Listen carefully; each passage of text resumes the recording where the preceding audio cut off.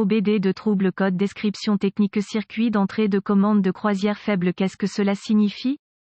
Il s'agit d'un code de diagnostic générique (DTC) du groupe motopropulseur et s'applique généralement aux véhicules OBD2 équipés d'un régulateur de vitesse. Les marques de véhicules peuvent inclure Sensi Limited, Chevrolet, Chevy, Toyota, Ford, Harley, Dodge, Ram, Ford, etc. Le CM, module de commande du moteur, passe la plupart de son temps à s'assurer que votre moteur fonctionne comme il se doit, tout en maintenant les émissions, l'économie de carburant, les performances, les bruits, les fonctions de confort du créateur à des niveaux acceptables. Le régulateur de vitesse est une excellente fonctionnalité pour les longs trajets étant donné que vous n'avez pas besoin de contrôler la vitesse du véhicule. Le CM peut s'en occuper tant que le régulateur de vitesse est exempt de tout défaut. Si vous lisez ceci, votre régulateur de vitesse a probablement cessé de fonctionner. Un bon signe que le régulateur de vitesse a été complètement désactivé par le CM est que le témoin du régulateur de vitesse sur le tableau de bord ne s'allume pas lorsque vous essayez de l'activer. De manière générale, ce code de panne signifie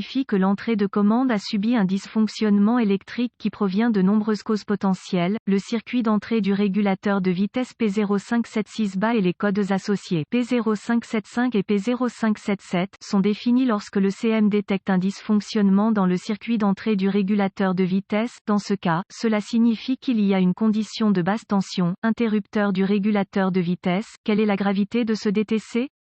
Ce code particulier est en fait un problème léger qui ne nécessite pas de réparation immédiate car les performances du moteur ne souffriront pas, ce qui permettra au véhicule lui-même d'être opérationnel. Ne pas pouvoir utiliser le régulateur de vitesse est le seul problème majeur avec ce type de code. Cela dit, il est important de noter que lorsque le CM affiche un P0576 ou tout autre code P d'ailleurs, le véhicule peut ne pas être en mesure de passer un test d'émission. C'est pourquoi l'effacement du code après chaque réparation est indispensable avant d'effectuer un nouveau test. Le mécanicien ne sera pas en mesure d'identifier exactement le problème s'il est ignoré et cela pourrait entraîner des problèmes plus graves à l'avenir. Quels sont certains des symptômes du code?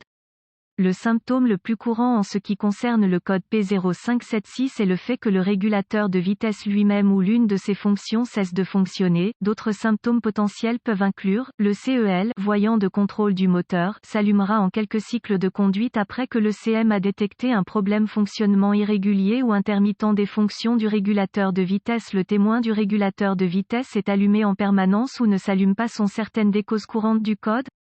Les causes de ce code de régulateur de vitesse P0576 peuvent inclure, la cause la plus courante de tension, niveau de résistance anormal dans le circuit d'entrée du régulateur de vitesse est un interrupteur de régulateur de vitesse défectueux qui pourrait être causé par des liquides renversés qui court-circuitent l'appareil ou les circuits à l'intérieur, problème de câblage par exemple, circuit ouvert, court-circuit à la masse, court-circuit à l'alimentation, etc., problème de CM, module de commande du moteur, CAD, court-circuit interne, ouvert, etc., interrupteur S de fonction du régulateur de vitesse ouvert ou court-circuité, connecteurs endommagés dans le régulateur de vitesse, système de contrôle fusible sauté, ce qui pourrait indiquer un problème beaucoup plus grave, P, par exemple court-circuit, pic de tension, module S de commande défectueux, etc. Quelles sont les étapes de diagnostic et de dépannage du P0576?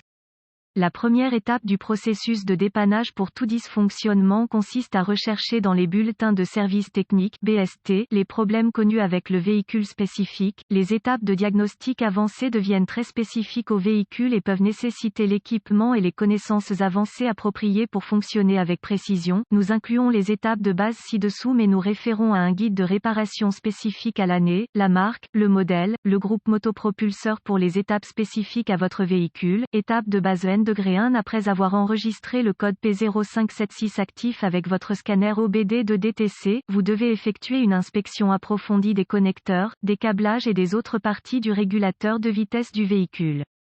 Il est également important que tous les connecteurs endommagés, par exemple, les onglets cassés, les dommages causés par la chaleur, corrodés, etc., soient remplacés, reconnectés ou réparés si nécessaire. Vous devrez effacer le code et effectuer un essai de tri. Essayez d'utiliser les fonctions du régulateur de vitesse maintenant. Si tout fonctionne après la réparation, vous devez vous assurer que le CEL, Check Engine Light, ne réapparaît plus. Sinon, s'il s'allume à nouveau et que le code a été de nouveau enregistré dans l'ECM, poursuivez vos diagnostics. Étape de base N degré 2. Testez le commutateur du régulateur de vitesse, aka commutateur multifonction. Reportez-vous au manuel d'entretien de votre marque et modèle pour obtenir les valeurs souhaitées et les procédures de diagnostic correctes spécifiques à votre véhicule. La plupart du temps, cela impliquera d'utiliser votre DVOM ou multimètre pour enregistrer les valeurs électriques présentes. Après avoir comparé vos valeurs réelles à celles souhaitées par le fabricant, vous pourrez identifier le commutateur comme étant le problème ou exclure comme une possibilité. Étape de base N degré 3. Si le commutateur s'est avéré défectueux, son remplacement peut ne pas être une tâche facile, étant donné qu'il peut y avoir des coussins gonflables sur le chemin du remplacement. Cela dit, cela pourrait être aussi simple que de retirer un ou deux couvercles de colonne de direction pour accéder à l'interrupteur. Si vous l'avez identifié comme votre problème, l'avez trouvé défectueux et l'avez remplacé en suivant les étapes spécifiques à votre véhicule, testez le véhicule après avoir effacé les codes actifs. Cet article est strictement à titre informatif uniquement et les données techniques et les bulletins de service pour votre véhicule spécifique doivent toujours avoir la priorité.